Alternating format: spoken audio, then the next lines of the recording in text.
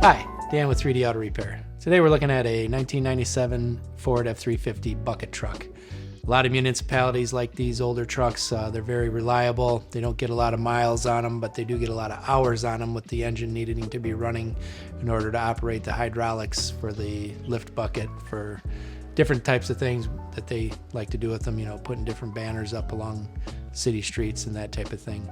The city came to us and said they were noticing a transmission fluid leak. They had recently had the transmission repaired and thought maybe that's where it was coming from.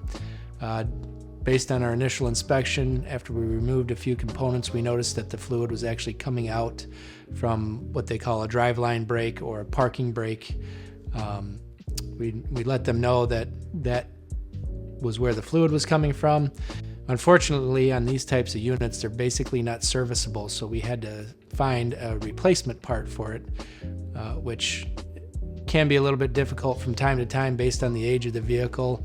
A lot of times those components were used for a while and then the manufacturer went to a different type of parking brake system, and so these things are kind of getting to be a little bit more obsolete.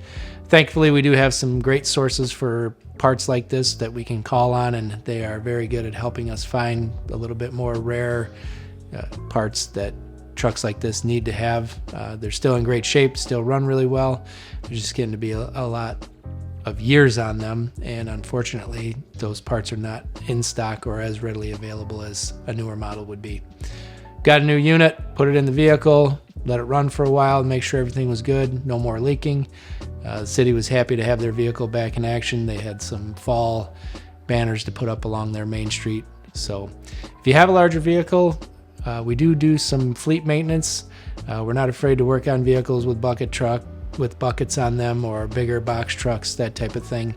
So if that's something that you're looking for a new place to get looked at, or you maybe just want an inspection on one you have just to make sure you're good to go for the season, we do offer free inspections. Please feel free to give us a call.